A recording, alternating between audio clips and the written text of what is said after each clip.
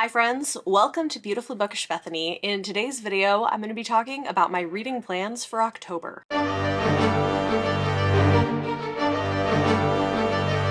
I am appropriately decked out for October, spooky season, and of course I'm going to have some spooky books on my TBR, which I'm excited about. I am planning on participating in Blackoweenathon, which is the incredible brainchild of Bree over at the Locked Booktician. I will link her channel down below, definitely go and check it out. I am honored to be hosting a reading sprint during Blackoweenathon, so keep an eye out for that. The schedule is available, you can go and follow her for all of those details, and I will be telling you my Blackoweenathon TBR, which is a readathon focused on horror, thrillers, and crime fiction by Black authors. Very much looking forward to participating, and there are some really great people hosting the readathon, so definitely go and check it out. But before we get to all of that, let's talk about the books that I'm reading for book clubs, Patreon stuff, read-alongs, etc. Every month, my patrons get to vote on a book that we read together. Channel members also get to participate in the book club live stream portion of it. And every month we have a different genre or theme. Of course, for October, we're reading a horror novel, and the book club pick is The Hollow Places by T. Kingfisher.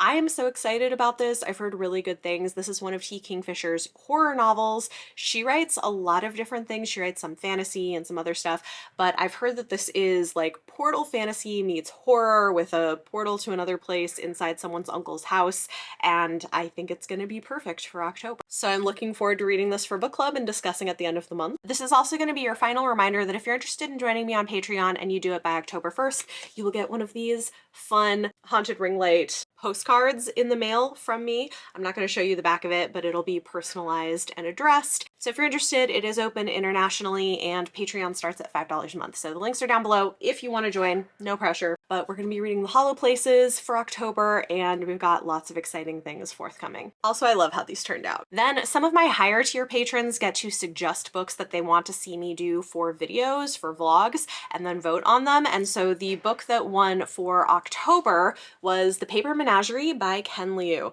which I am excited to read, but I will have my tissues ready because I hear it is a tearjerker.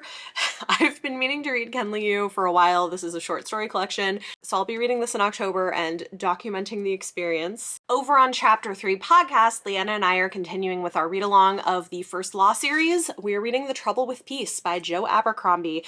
We're coming to the end of this read-along, and it's been really great. I'm so excited to pick this up. I absolutely loved the first book in this trilogy. So we'll be reading and discussing this with a podcast episode to come in October. Look forward to that. And then also with Leanna, we have our Sword of Truth read-along that we're continuing on with. This month is going to be Phantom. I don't have a physical copy of this one, but I do have an audiobook. October is also the next installment of the Blades and Bodice Rippers book club. It's a quarterly book club that I am in along with Leanna from Leanna's Library, Amanda from The Naughty Librarian, and Mara from Books Like Whoa. Every October we do a special Halloween episode, and we'll be doing an evening episode for this one, so look out for details. The book club pick for that is The Hacienda by Isabel Canyas. I'm so excited for this.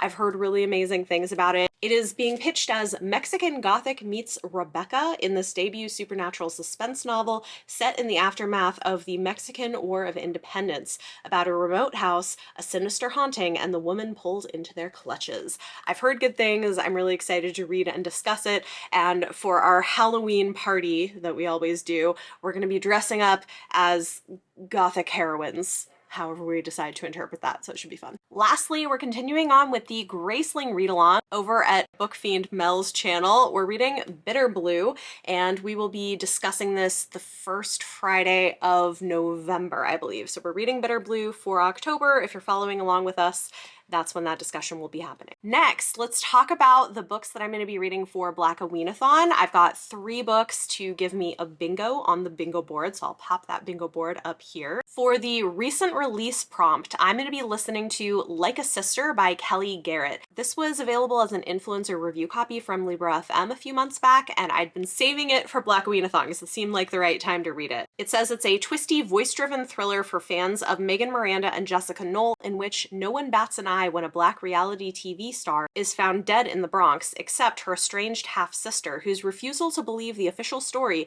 leads her on a dangerous search for the truth. So sounds really interesting. It's like a mystery thriller by a Black author, so I'll be reading that for the recent release prompt. For backlist, I'm going to be reading The Gilda Stories by Jewel Gomez. This has been on my TBR for far too long, and I finally want to read this. From what I know, this is a Black lesbian vampire novel, and it sounds really interesting. It's set in multiple timelines. It begins in 1850s Louisiana, where a woman escapes from slavery and learns about freedom while working in a brothel, and then is initiated into eternal life by sharing the blood with two women, then spends the next 200 years searching for a place to call home. So this was originally published in 1991. It's kind of considered a classic, and I've been meaning to read it for a while, so this seemed like the perfect opportunity. The final book I'm reading for Blackoweenathon is to fulfill the prompt of queer rep, which if I don't get to it, the Gilda Stories would also fulfill that, but I'm hoping to read The Women Could Fly by Megan Giddings. This is her latest horror novel that has some kind of queer representation. I don't know the details of what it's about, but I really liked Lakewood, which was her debut horror last year, and I have the audiobook again as an influencer review copy that I've been saving from Libra FM. So those are the 3 books I'm planning on reading for Blackoweenathon. If you are participating, let me know in the comments down below what your TBR is looking like. I think it's going to be really fun. Next, let's take a look at the physical books I have for review that I am planning on reading in October. Continuing on with this series from Jen Lyons, I'm going to be reading The House of Always. This whole series was very kindly sent to me earlier this year from Tor, and I've been making my way through them. I am currently reading the book before this and enjoying it, and looking forward to keeping going. This is the second to last book in the series. They are adult high fantasy and have a lot of complexity to them, but I like it. Then I have The Glass Witch by Lindsay Puckett, which was very kindly sent to me by Lindsay. She is an author tuber and a debut author. This is a middle grade novel coming out in October from Scholastic, and she very kindly sent me a copy for review. I'm excited to pick it up. It looks so cute. It says it's a whimsical, body positive adventure about a witch with no powers figuring out where her magic truly comes from. I love this cover. We have a fat girl, we have a hijabi. I just feel like this is going to be really fun, and it's not super long, so I'm planning on reading this really soon. Then I'm bummed I haven't read this yet, but I am going to make it happen in October. We're going to read Nona the Ninth by Tamsin Yor. Did I already have this pre-ordered? Yes. Then I got sent a copy from the publisher. I'm so excited to read this. I love this series.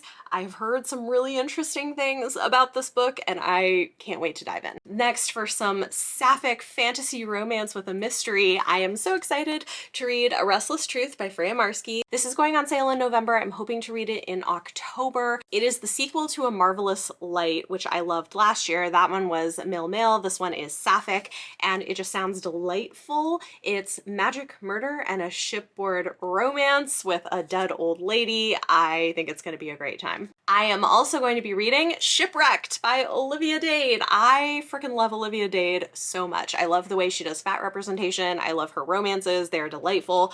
This one has characters working in a show where they're Vikings, and I think it's going to be so much fun. This is also coming out in November, and I'm very excited because myself and Izzy from Happy for Now are going to get to interview her for the Chapter 3 podcast, so keep an eye out for that episode, but I want to read this prior to the interview. Another November release that I am so excited for. It is the sequel to one of my favorite books of last year.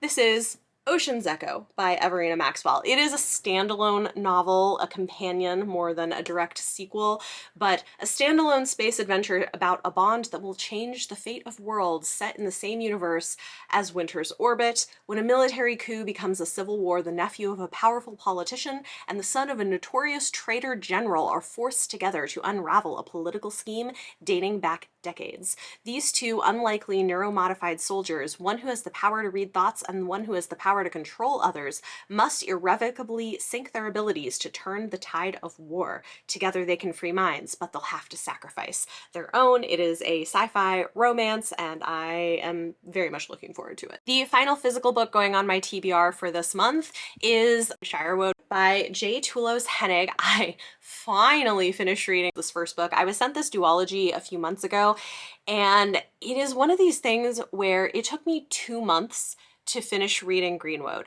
and it's It's really good.